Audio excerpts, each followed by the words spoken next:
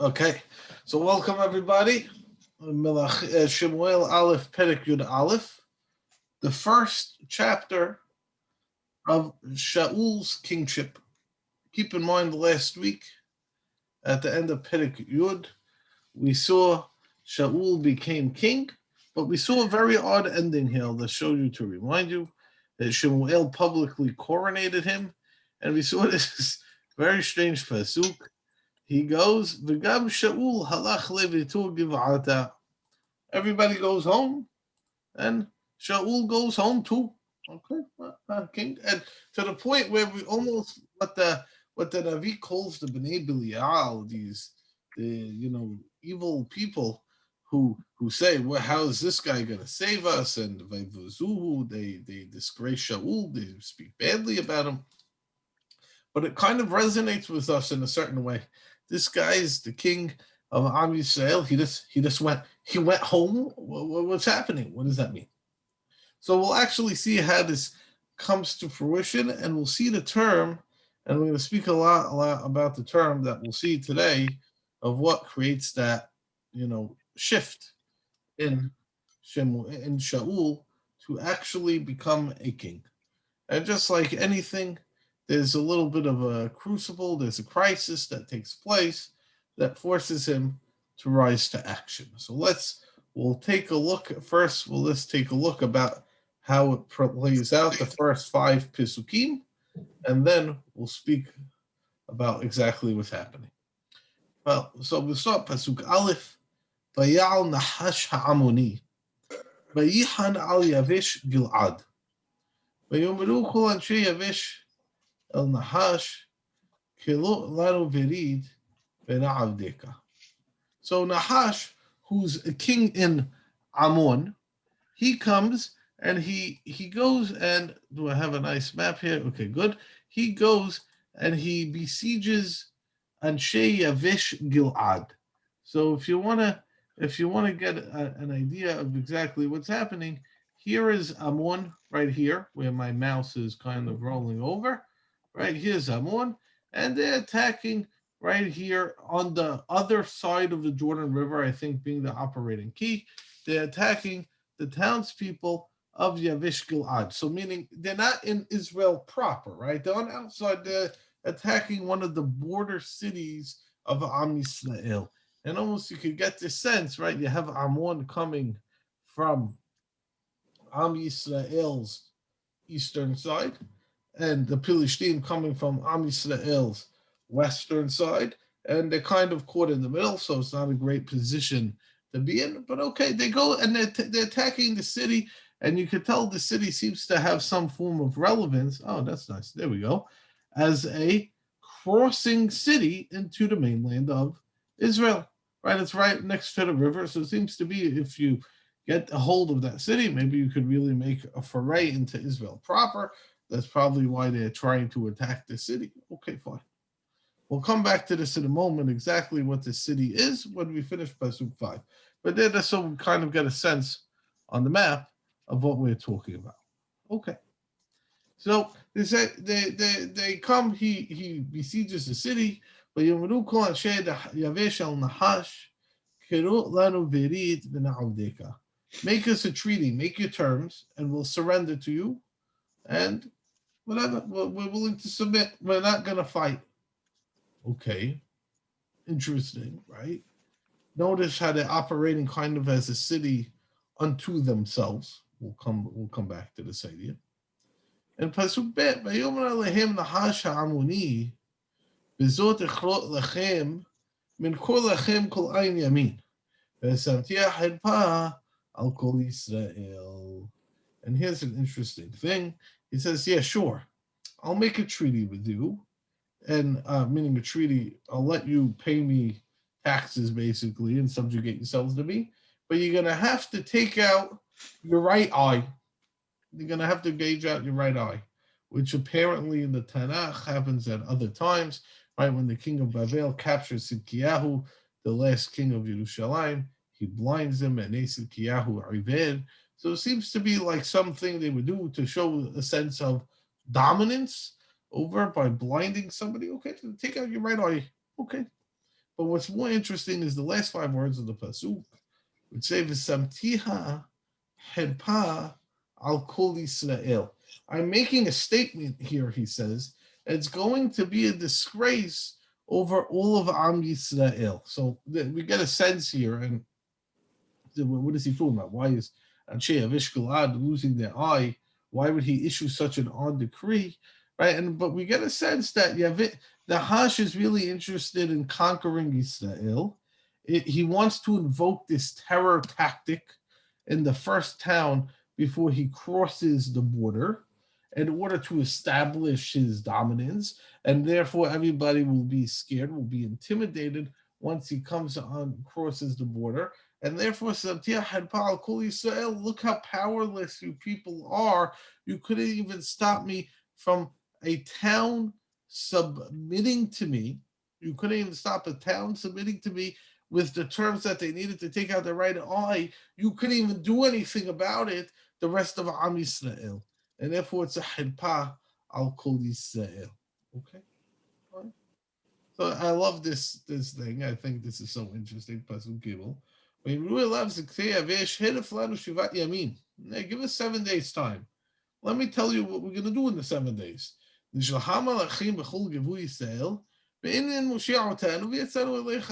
if Am Yisrael doesn't want to come and fight for us, we'll surrender to you. But give us 7 days. Let us check it out. So what's happening? Why would Nahash give them 7 days? So it's obvious, right? We get the sense he's picking a fight. He's not just interested in Yavish. Like we said, it's the border city and enable him to go into Eretz Yisrael proper. He wants to conquer Eretz Yisrael. So he doesn't care how he gets to fight. He doesn't care if you fight him beforehand or afterhand. Okay, fine. They want to come now and fight, very good. They want to wait afterwards and fight, very good. I don't care. I'm ready to fight. Let them come on. Let them show up. His interests are far more grand than just this one city. Okay. So they go and look at this. It's such an interesting pasuk. Notice what they say. They're going to send malachim bechol gevul Yisrael. We're going to send out. Let us send out to all different places in Am Yisrael. See if anybody's interested. Hi, you have a king. Maybe you want to send the message. No, not really interested. But Yavo Malachim Givat Shaul. It happens to be they came to Givat Shaul. And they say the words Be'uznei Ha'am, meaning notice the words Be'uznei Ha'am. They're not speaking to Shaul. They're just mentioning it. They're going wherever they could go. They're going in the town square and they're saying the problem. And then everybody starts crying in the town square. And look at Pasuk Hey. Ve'inei Shaul ba aharei habakar min hasadeh. Vayon Shaul mala am kivku. Ve'saperu lo et divrei Anshe Yavesh. Shaul, notice this Pasuk. Hey, he's not there. Where was he? I don't know. He's doing something. It was the oxen, it was the cattle in the field. And he goes, oh, why are they crying? And they tell him what the people of Yavesh said. So this is bizarre. A, the message is not addressed to him. B, he's working like a regular worker. He's going to the field and he's working with the cattle, with the oxen. I mean, this is absurd. He's not functioning as a king whatsoever. And he hears the words of the people of Yavesh, and we'll see his response in a second. But first, in order to properly understand the story, we need a little bit of history. What's the history perspective that we need here? Is earlier on in Sefer Shoftim, there was a war between Am Yisrael and the tribe of Binyamin, known as what we call Pilegish Bagiv'ah. Okay, so the tribe of Binyamin and the town of Giv'ah, they ended up raping a Pilegish. Am Yisrael demanded justice. It was done by Bnei Belial. Am Yisrael demanded justice. The people refused, and Am Yisrael knew about the story because the the husband of this Pilegish, he cut her body up into 12 pieces, sent it to all of Am Yisrael. So he made it a national story. And they said to the tribe of Binyamin, okay, what's happening here? We can't allow this to happen.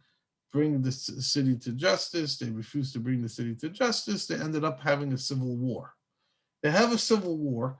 They completely destroy the tribe of Binyamin, besides for 400 men who managed to escape the war. But there's no women for them to marry. And then after the war, Am Yisrael are all nervous. What are we going to do? Who are they going to marry? They destroyed the tribe of Binyamin. And they also made a promise when they went to war that they wouldn't give any of their any of their uh, daughters to the tribe of Binyamin to marry. So they said, okay, what are we going to do? How are we going to get these people to get married? And then they realized that there was one tribe in which, one city that didn't show up to war, the people of Yavish Gilad. They were the one tribe who didn't show up to war against Binyamin. So therefore, Am Yisrael, they go, they kill everybody in the city besides for the daughters, and then they allowed the men of Binyamin to go and marry the daughters of Anshe Yavish Gilad. So the two things are significant to the story. A, it helps explain why Am Yisrael, the last city in the world they're going to want to help, are the people of Yavish Gilad. The people of Yavish Gilad were the only people who didn't come to the war against Binyamin. They already kind of let down Am Yisrael beforehand. But it also explains that the one people who might care about the town of Yavish Gilad, because literally they intermarried with them, is the tribe of Binyamin and the city of Giv'ah, which is where Shaul lives. So there's an interesting connection here.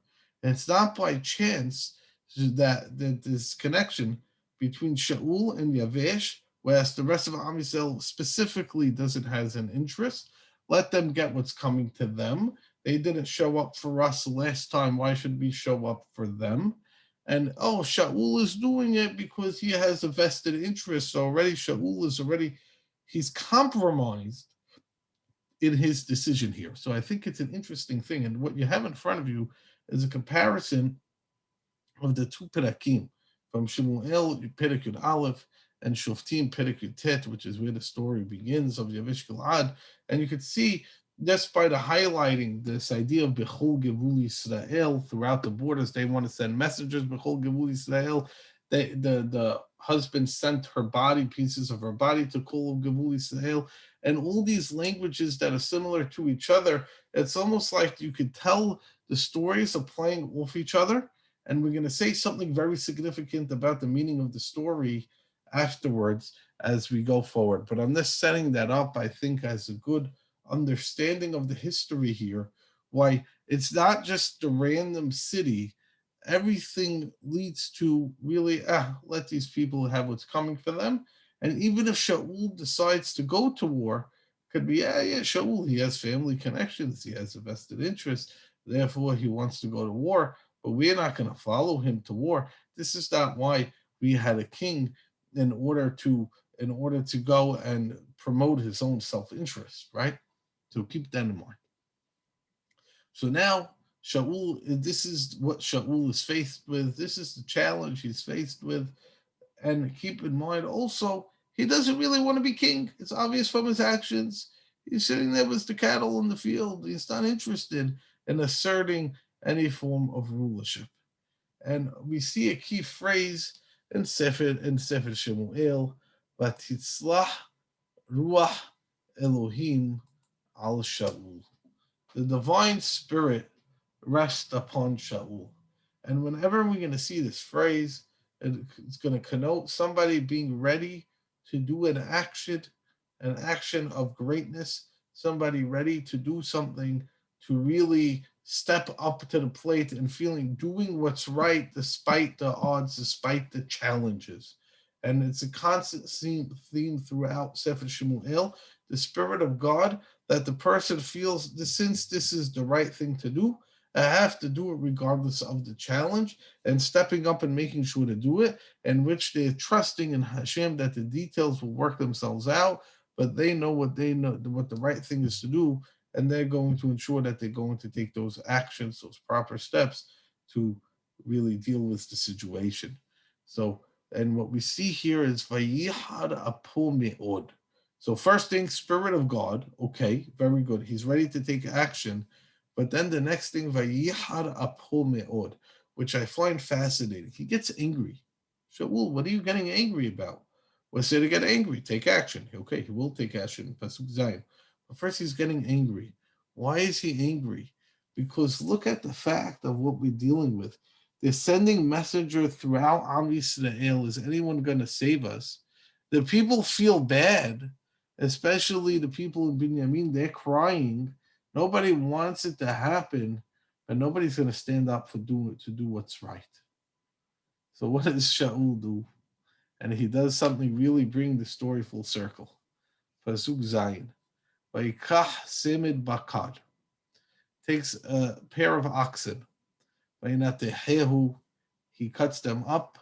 By Shalach Bechol Givul Israel. Again, we saw that Pasuk also by the story in Shoftim. He sends it throughout the Am Yisrael. Biyad HaMalachim Lemor. Asher Enenu Yotzeh.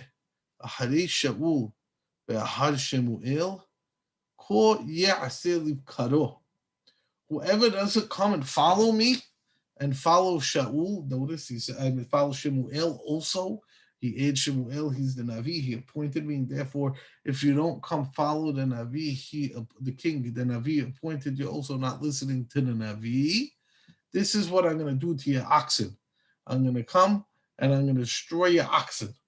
That's the message Shaul sends. And again, we see the parallel where the husband, in order to create Am Yisrael's rage against what happened in the tribe of Binyamin, he sent the body of his Pelegish, he cut it up, and said that the whole Givul Yisrael, and we have the oxen being sent, the whole Givul Yisrael, and they all come. It's Vayipol Pahad Adonai Al-Am, I'll get to that in a second.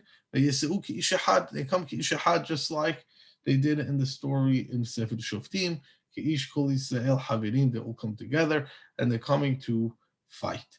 So meaning, what Shaul does here, Shaul is angry that he has to resort to such drastic measures because the people are so divided and everybody is so worried about themselves that they can't worry about each other and become a strong nation.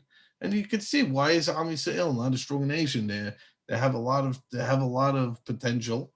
If you look at Pasuk Het Vayif Kadim Bebazek Vayu Bnei Yisrael Shalosh Mot Elif Ish Yehuda Shaloshim Elif, the Aleph, they could marshal 330,000 men into war, but yet since they weren't together, so yeah, they become easy pickings. And Yavish Gilad could go first, and then the next city second, and the next city third, because they're not together, they're not unified, and then therefore they might emotionally they might care, but they're not actually coming together. They're not willing to sacrifice themselves for one another, and therefore they're all weaker for it. And such, I think, one of these great examples of when you don't care about each other, everybody's automatically weakening themselves, standing on their own little small island. You can really see that clearly here. But what's fascinating, Rabbi, where? yeah. Oh, sorry. Where? So, but I mean, we're really up through. I mean, really, almost since the time of Yehoshua, right? Up until here, where have we really even seen Bnei Israel act as a unified nation? It seems as if, like, throughout Shoftim, you get like all kinds of stories, but they all take place like in different localities, as if like each tribe or like groups of tribes are sort of Well, like, they're kind of like on their own. And even like up through here, what we've been reading in Shemuel, it doesn't seem as if, okay, Shmuel's sort of operating within like a particular region, but again, like we don't.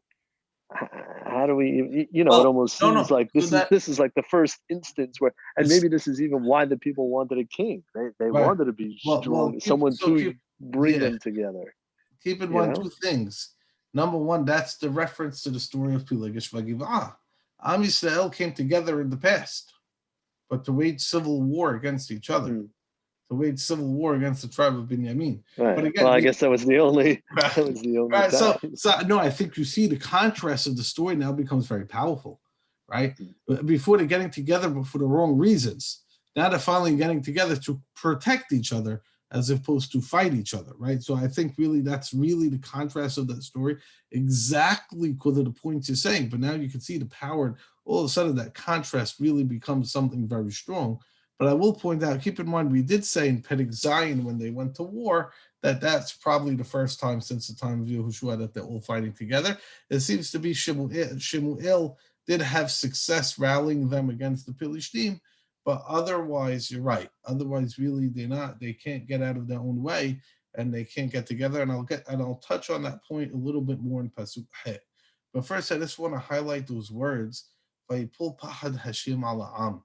That it wasn't even Shaul with the spirit of Hashem upon him, knowing he's doing the right thing, but yet he still needed pahad Hashem al ha'am. Hashem almost had to interfere in order for them to actually get their act together, which is interesting, because it means that God is interested in having the kingdom of Shaul be a success. If right, if they pull Pahad Hashem al, he's interfering on behalf of Shaul in order to make it work. So God's vested in this. He wants it to work. So we saw the negative, we saw the positive, but we said no. Once he selected Shaul, he's not going to hang him out to dry. He's going to help him. Shaul is doing the right thing. He has the spirit of God. He's calling the people together, and Hashem ensures that his actions work because he wants it to work. He really cares about it as well. But Rabbi, is it possible that the reason they didn't come together is because of Shemuel's words that God did not really want to, or it was not a good thing to. No, so that goes back to what you said last week, right? No, hold on. Yes. Let me just finish, therefore. So now that Shemuel said it, they're not quite sure. Is Shaul the king or is he not the king? What did Shemuel say? Did God say it? So the fact is, Shemuel, after he became king, goes back to the field and does what he does in the field. So now it's an opportunity for God, and that's why he evokes the name of Shemuel and sort of recruits God on his side and says, no, I'm the king. we're supposed to go together. So this is what gives him the opportunity to really establish his kingdom. Without this opportunity, and just because it's from Binyamin, which was the most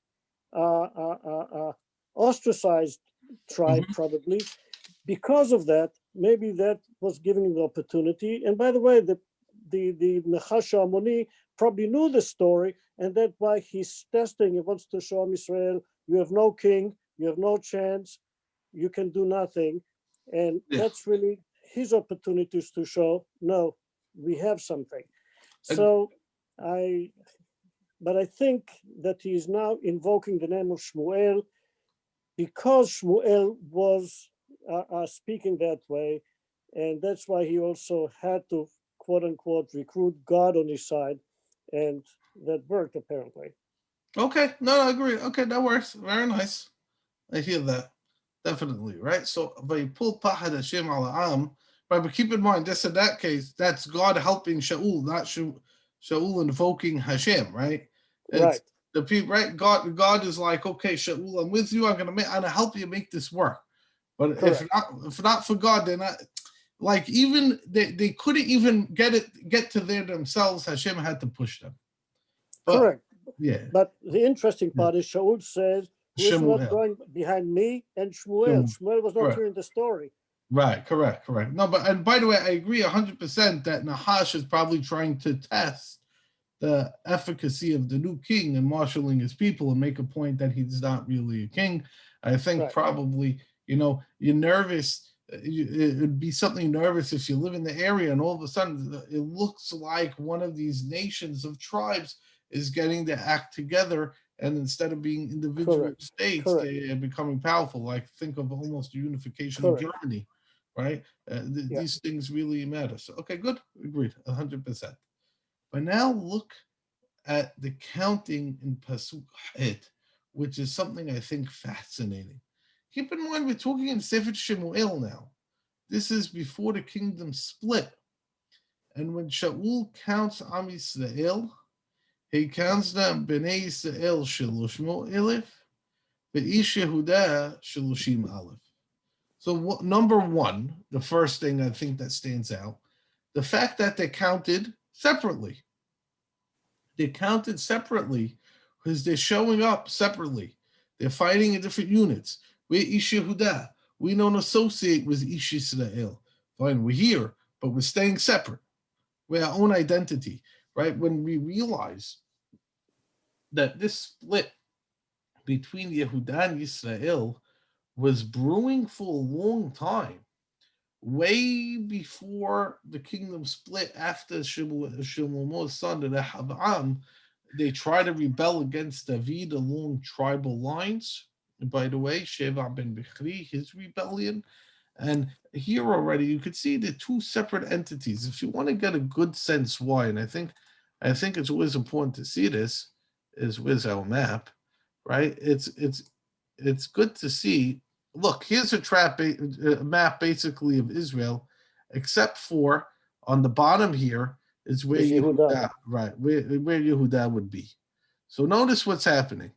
Yehuda is kind of isolated. The enemies can't come because you have the Dead Sea over here. So they're going to attack the center where Menashe is and stuff like that. That's where they're going to attack from. There's all the enemies are on the north are attacking the lands of Asher, Zebulun, Yisachar, or Gad and Reuven on the other side of the Jordan River. Yehuda is kind of unto themselves. They're a little bit isolated.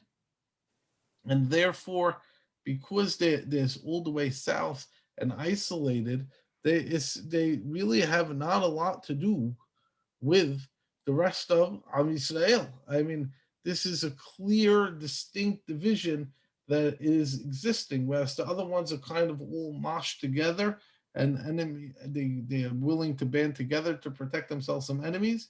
Yehuda, no. So famously, in Shirat Devorah, where she praises the tribes who showed up to war, she criticizes the tribes who don't show up to war. She doesn't even mention Yehuda. It's like they're their own independent entity.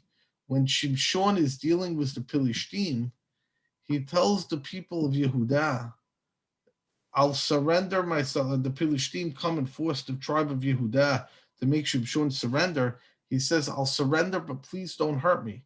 What is he saying that to?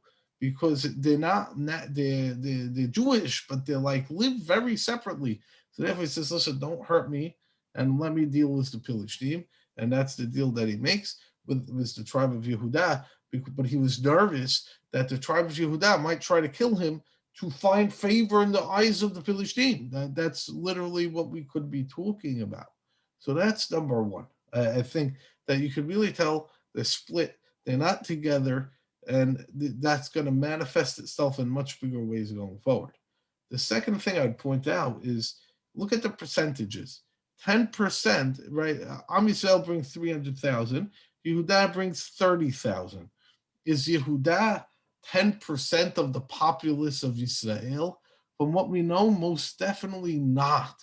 When David's kingdom, when he's king only over the tribe of Yehuda, and Ishbosheth, the son of Shaul, is a king over the rest of Am Yisrael, we see the numbers of the soldiers of Yehuda increase massively. What's really happening here? It's not that Yehuda only had 30,000 men to send forth. It's that Yehuda is not interested in sending most of their men forth. They're sending I'll call it a delegation. token. Yeah, little peacekeeping troops, whatever.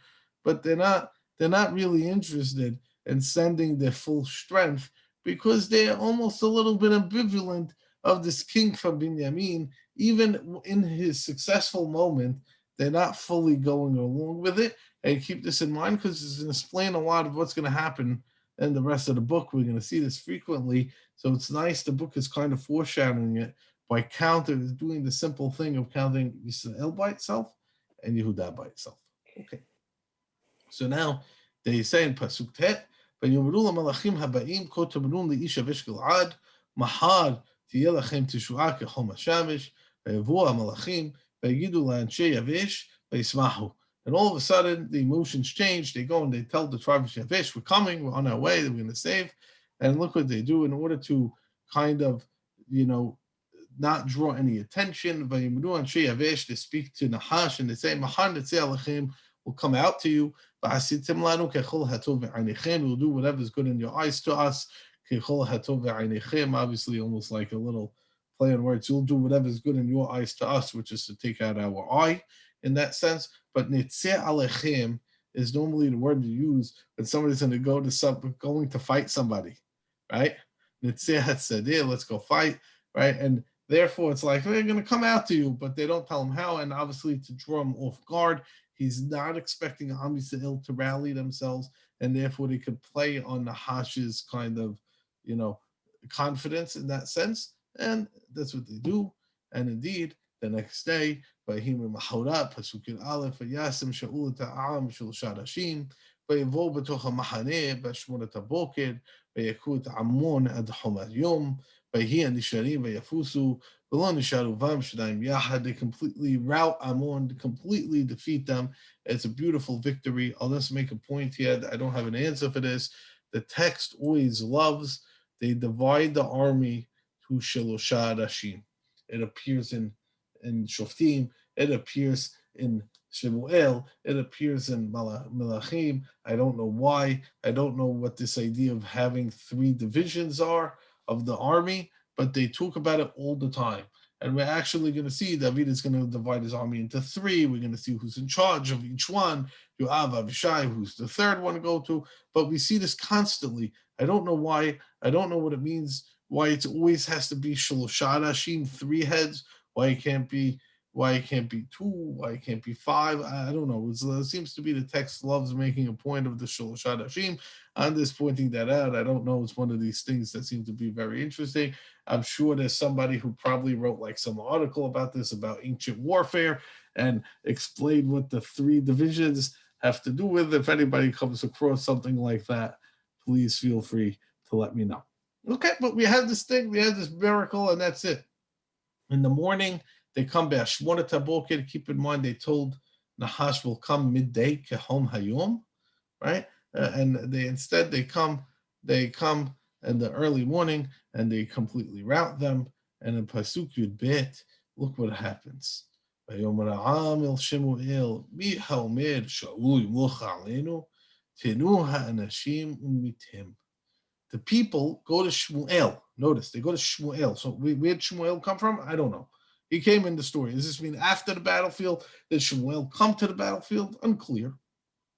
But they go to Shemuel and they say, who are the people who are complaining about Shaul's going to be our king? Let us put them to death. Oh, now notice, why did they tell Shemuel? At the end of the day, listen, we all know Shemuel is really the guy who's really making the decisions at the end of the day, right? It's not really Shaul. So Shemuel, let's put them to death. But here's where we can see finally Shaul stepping into his role. Pasuk Gimel Vayomer Shaul. Shaul responds, not Shemuel. So he's saying, no, guys, I'm the king now. And we'll see if Shemuel is happy about this or not. We'll see in a second. And Shaul says, it's not a day of death. Today is a day of salvation, a day of forgiveness. And by the way, this shows Shaul's strength. He's so confident in his position, he doesn't need to go after the people who doubted him. And today is a happy day in Am Yisrael. We'll see later on in the book, much later on in the book, who's going to say this idea as well. And it's interesting how the tables turn about this. But right, today is not a day, it's a happy day. God did salvation. It's not a day to start killing each other. This is a good day. Okay, so what does Shemuel say? Let's reappoint Shaul as king. So meaning, is Shemuel happy about Shaul's assertion? Yeah, he's very happy. And he's saying, okay, now she's really ready to become king. Let's go. This whole idea was a crucible to put him in the proper frame of mind. Now let's go. And in Pasuk Tetvav, we'll see more about it in the next Perek, but in Pasuk Tetvav, they make Shaul the king. They anoint him as opposed to beforehand. Hashem made him king, but the people didn't. Now the people are making him king. ויזבחו שם זבחים שלמים לפני אדוני, וישמח שם שאול v'chol anshei Yisrael an me'od, and this is a new phrase we're going to see. Shaul v'chol anshei Yisrael, he's the head of them, he's in charge of them, and all of a sudden, all this, everything has been washed away. All those ambivalent feelings of Perek, is the king good, is the king bad? We washed it away. There, right? Anytime you see that, normally in Sefer Devarim, Usmachtem Lifnei Hashem, it's a wonderful thing. We're coming, we're rejoicing in front of Hashem. There's happiness. We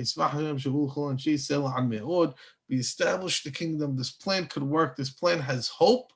Am Yisrael is about to take off. Ah, wonderful. If we pause here, it's a wonderful positive note, but we'll see something fascinating that happens in Perek Yud Bet, because Shemuel is going to get up to speak. And we're going to have to try to figure out very hard exactly what Shemuel is trying to do. But we'll save that for next week.